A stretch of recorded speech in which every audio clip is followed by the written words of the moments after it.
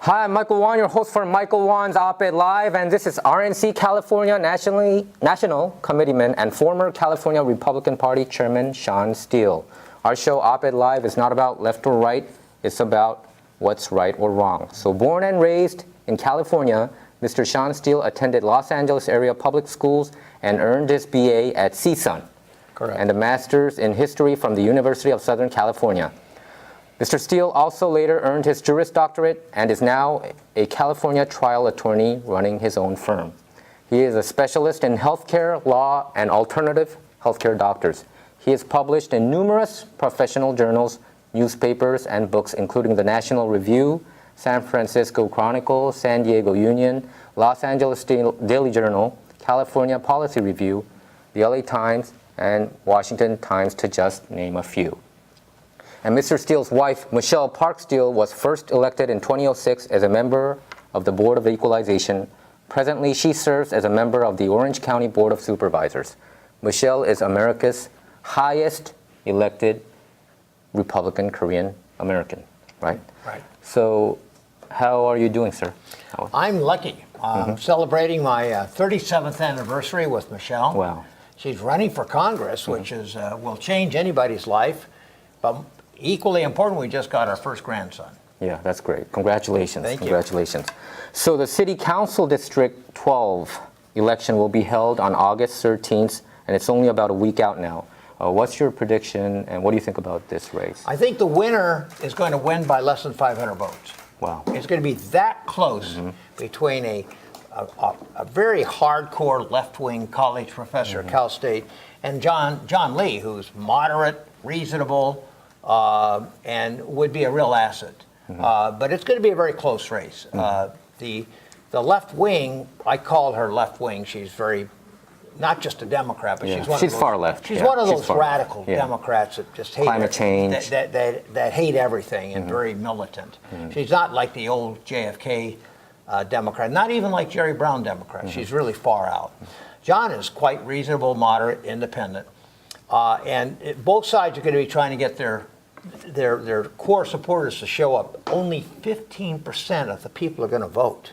It could be 12, it could be 18, but generally it's going to be 15% out of 100.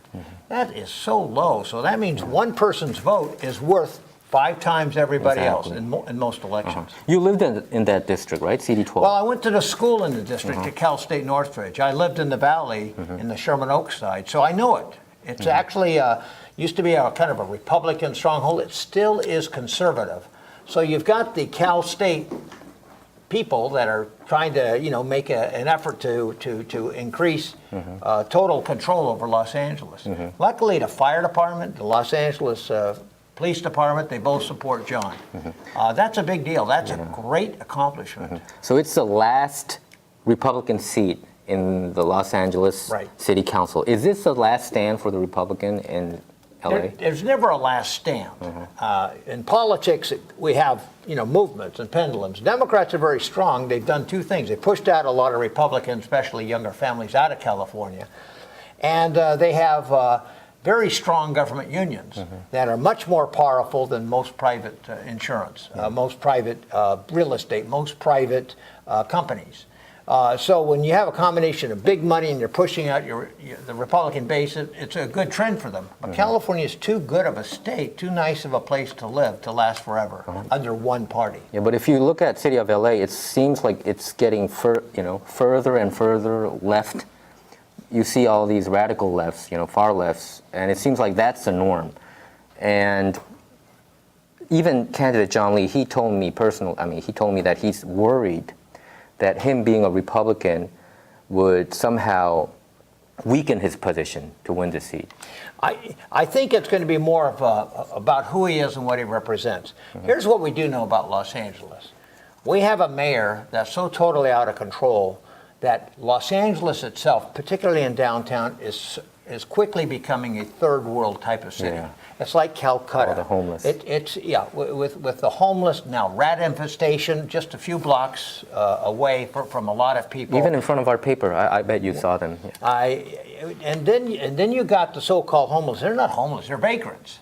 They could get homes anytime they want to. We got plenty of places for them to go to, recovery centers and such. They're just getting too many benefits living on the street. They got people feeding them all day long. They get medical support whenever they want to. Half of them, we found out in Orange County, are actually getting government checks. And when you ask them to pay a little bit for private housing, they said, no way, they don't interfere with my drug money. So we have two big problems: mental illness, people that are schizophrenic that should not be on the streets because they're killing themselves, and then you got hardcore drug addicts, and then a combination. So it's not a homeless thing. That's a misnomer. It's really a transient problem with vagrants that are dominating our streets, but that's not even the issue. Most of us don't live in those neighborhoods, and if you do, it's bad luck. But if you live in that neighborhood, then you have to suffer with it. Now we got things like typhus. Typhus is a third world disease. We haven't had typhus in America in 100 years. Now we're getting cholera, we're getting typhus, we're getting strange third world diseases that Americans are not used to. But it's breaking out San Francisco, New York, Chicago, Philadelphia, and Los Angeles. So President Trump talked about these issues. He talked about Baltimore, rodent-infested cities. So why, I don't understand when Republicans point those out. Why do they have to be called racist? I'm sick and tired of Democrats always holding up this race card on every single issue. That's when you run out of ideas and arguments. You call somebody Hitlerian, you call them a racist, you call them something, the devil. You make up something that makes no sense. It's lost all meaning. Ultimately, the Democrats have reached a new level that everybody, in their definition, is a racist, including themselves. You got blacks that hate Jews. You got Jews that don't like Christians. You got Hindus that don't like Sikhs. You got Buddhists that don't like whatever. Ultimately, every human being has that racial bias. You got people in Seoul that hate people in Busan. I mean, it just goes, Hanoi, they don't like the people in Saigon. The people in Ohio don't like the people in Georgia. So you've got all sorts of bias in human society, but the Democrats have taken it on a new level.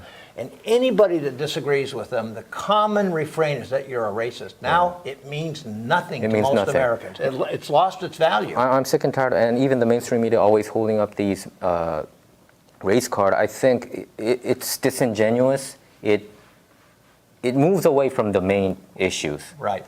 And I think it's just kind of sad to see this whole thing, playing. Well, when you see them calling John Lee a racist, then we've lost all value. Most of half of the Republicans who are elected in Orange County are Asian.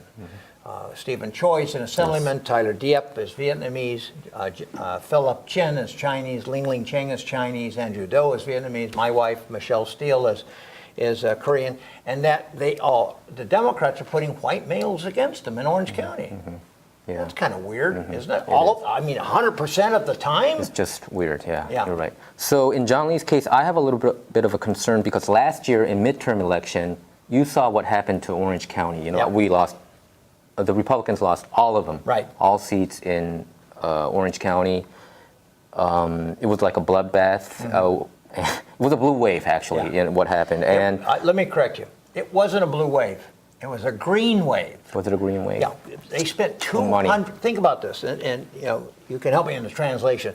$200 million were spent by Nancy Pelosi alone in California to flip 7 seats.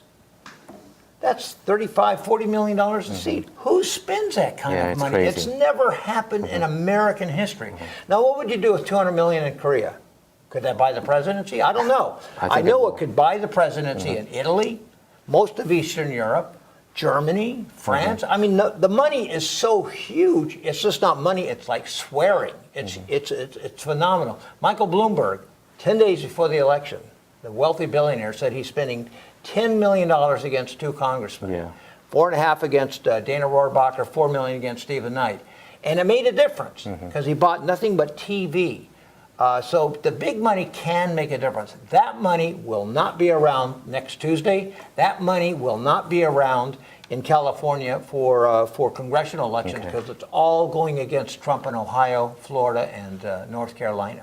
And you think because of that reason in the 2020 presidential election that Republicans are going to make a huge comeback, in your opinion? Well, in Orange County, we have the best candidates we've ever had. You got Young Kim, Michelle Steele, very good candidates in 2 districts that are so close. Remember, the Democrats won by barely 1 or 2%. Yeah. Very narrow margins. And they had to spend a colossal amount of money.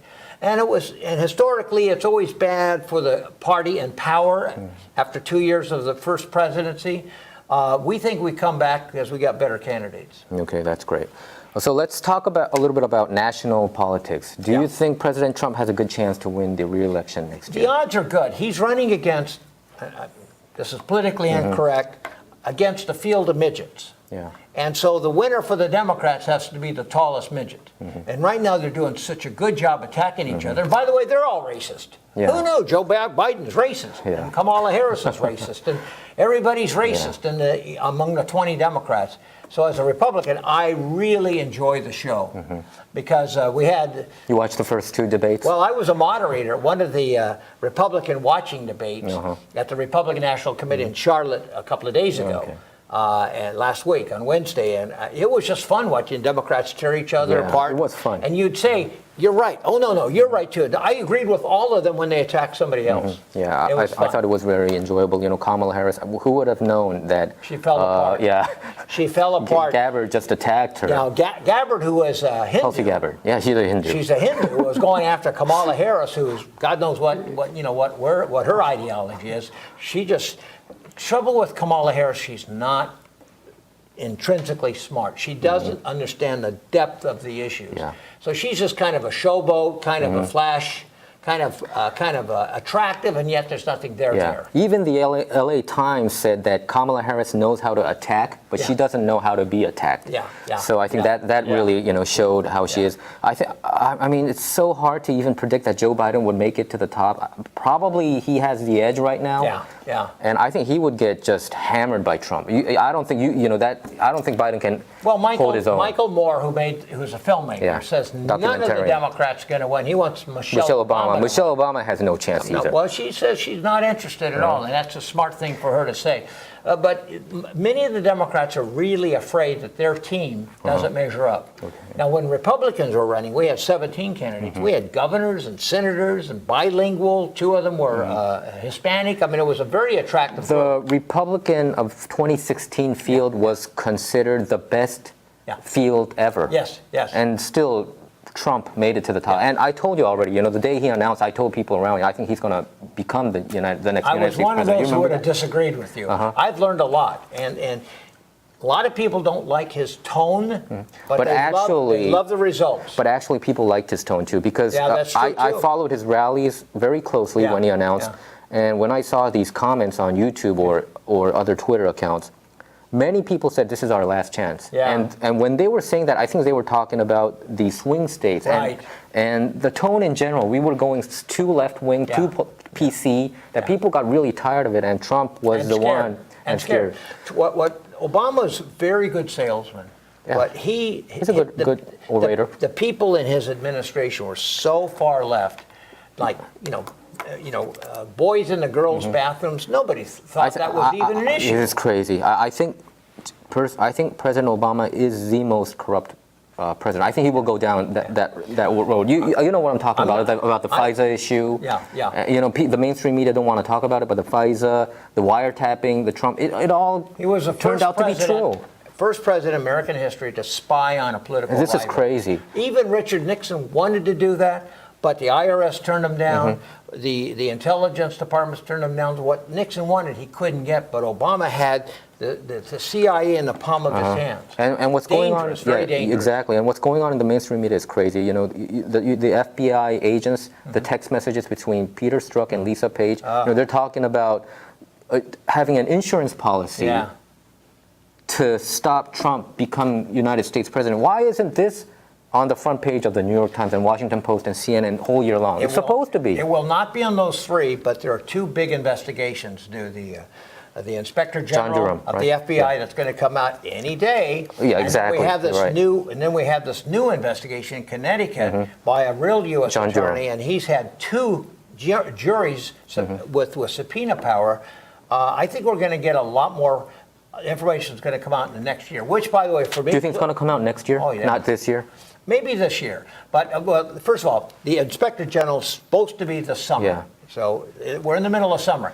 But the big investigation in Connecticut probably is going to take a year. Not 2 years, not 3 years, but it'll be before the elections. It'll have a dramatic impact. I think, I don't know how NYT, WAPO, these news media are going to circumvent this kind of, the news that are going to come out.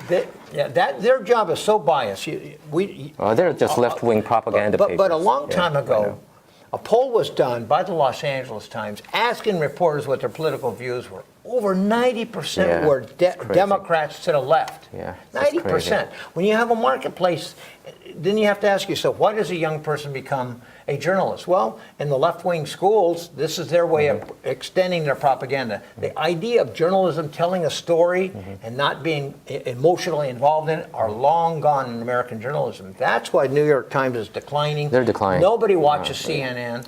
And now we have... They're fake news. I mean, that's fake news. I mean, if you omit those really important issues, and if you just prop up Russia conspiracy theory, you can only define them as fake news, And the Inspector General recommended James Comey to be prosecuted. Right.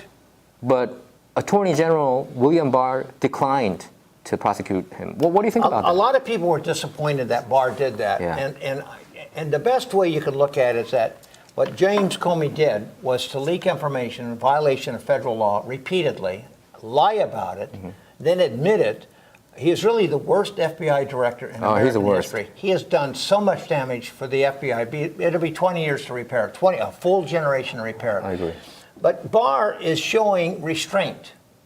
He could have used his power to take a political enemy and put him in jail. Look what Obama did. He did that. Paul Manafort is going to spend the rest of his life in jail only because he supported Trump. I think he regrets the day he decided to work for Trump. Paul Manafort. Yeah. Well, of course, that was by design. If you had anything to do with Trump, no matter what the circumstances, I mean, they all go to jail. George Papadopoulos went to jail for 2 weeks. Paul Manafort. Look at what they did with Roger Stone. I interviewed him. Roger Stone probably will die in jail. And these are none of their crimes, zero. Do you think Roger Stone is going to go to jail? Yes, for the rest of his life. And unless there's an intervention or a pardoning. But none of these victims had anything to do with Trump's election. They had nothing to do with Russia. It was their personal business. It was something they did years ago, something to do with the tax authorities. In Russia, I'm so tired of Russia, actually, But in Russia, going back to the Stalin era, the KGB chief says, show me the person, I'll find you the crime. That's exactly was the mentality of Obama's Justice Department and FBI. They're horrible, Loretta Lynch, Sally Yates. Yes. I mean, it's just amazing how they did all this, and the media to completely ignore them and to portray them like they're the patriots, and it was Trump and Trump and his people being the traitors. It's just mind-boggling. I agree. So I have a friend, and he told me that he doesn't even want to talk with people who just watch CNN and read NYT. He just doesn't want to talk with them. Well, here's I talk with people. I was on CNN. Me too. That's my job. I was on CNN for a year and a half. And you have to talk to people that otherwise are so isolated, and they get so angry, they do weird stuff. And I try to give them a dose of reality, and I need it too. I could stay in my bubble and not talk to anybody on the left and see what their thinking is. And I find out humans are like cattle. We get into a group think, and we want to make sure that our group is happy with what each other's thinking, and then there's other group over here, they got to be bad because they think differently. It's dangerous. I believe in free expression of ideas, and so I'm a First Amendment lawyer. I support college students. They usually are conservatives who try to say something and are immediately struck down and punished by the administration. It's ridiculous. Well, we win those cases. Yeah, so Mr. Steele, what do you think about even the text messages showing that the POTUS wants to know everything? POTUS is president of the United States, and it happened to be Barack Obama, so he wanted to know everything what's going on about wiretapping President Trump and it seems like they did pick up President Trump talking over the phone. I bet, because they have this HOP rule that if you wiretap one person, I think they wiretap Carter Page. I interviewed him, actually. And if Carter Page, for instance, talking with Steve Bannon, and Steve Bannon talked with Trump. I think they are all caught up in this web. Well, we know this because... So Obama, is he going to get investigated because of this issue, do you think? I hope so, but here's what we do know.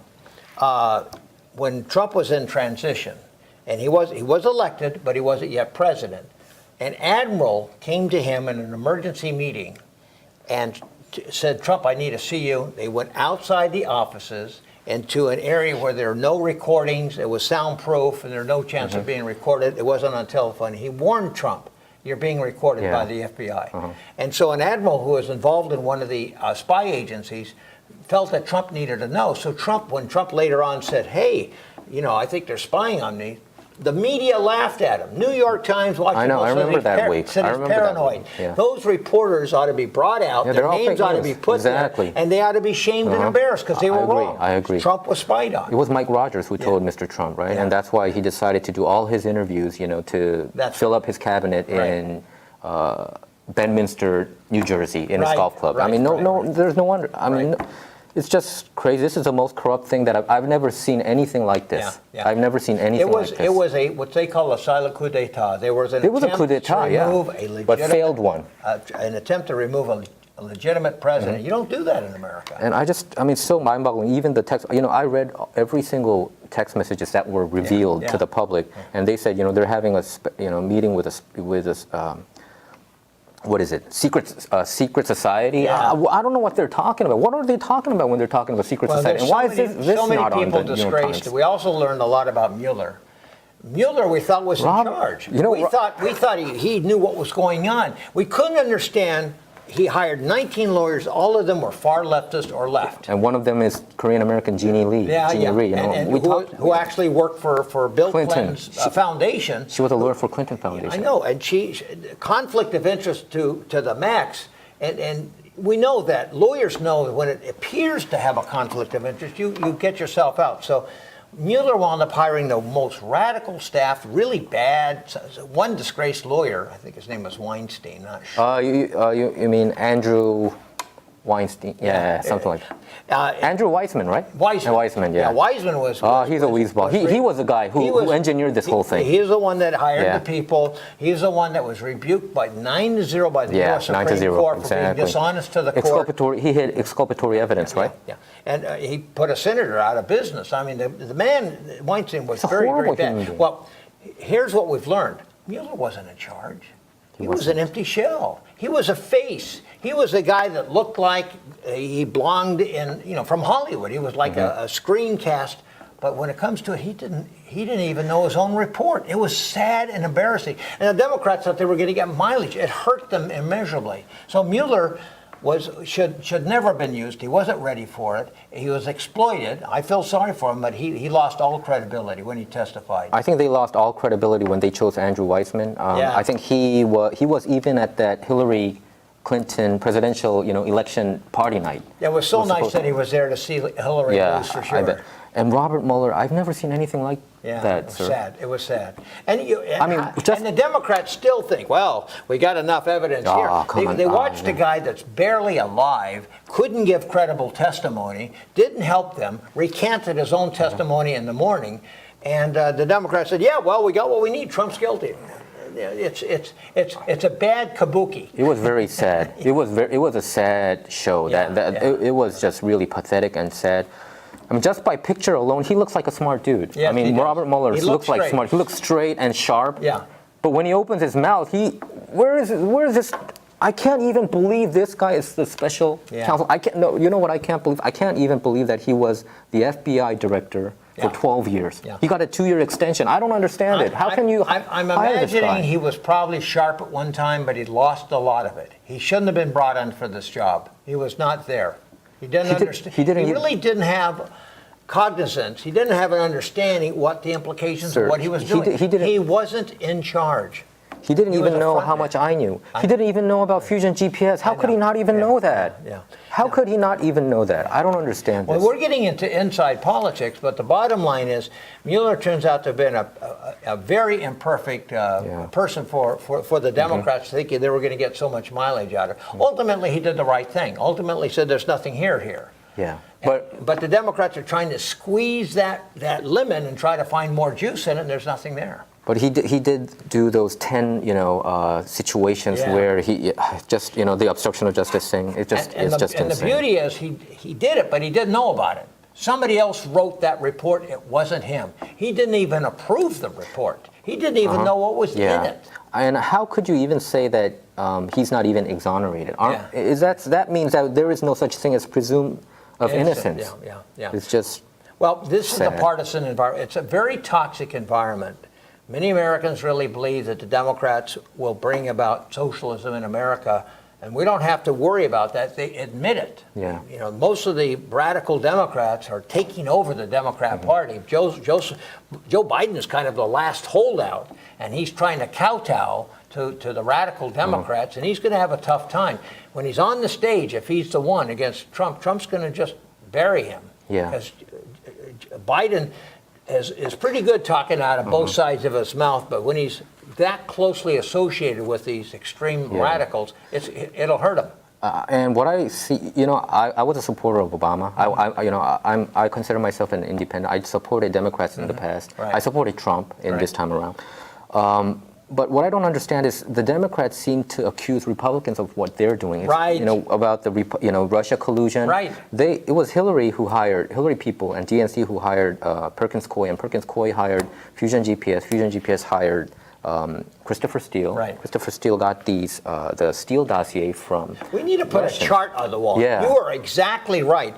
Hillary paid millions, I think up to $8 million, through the law firm, which hired a British spy who was actually a Russian specialist, and the information he got were from Russians. From Russians. And the theory is that probably most of those Russians were reporting to the KGB. I bet. Without a doubt. They got their misinformation to give it to Christopher Steele. And so the funny thing is the Russian hoax really was a Russian hoax, except Hillary paid for it. Exactly. And also the 20% of American uranium being sent out to Russia, with That's an uncomfortable fact. and $145 million kickback money. I mean, so whenever Hillary walks. She gets away with it because She gets away with the it. Clintons are, Untouchable, right? You can't get them in jail with all the crimes that have been alleged against them for all the years, except the one that Bill Clinton kept going to that island with, with Joshua Epstein 26 times. Jeffrey and he had no Epstein. idea what was going Jeffrey on. Epstein. No idea. And he dodged the Secret Service. I think there's something fishy going on. There's going to be huge things coming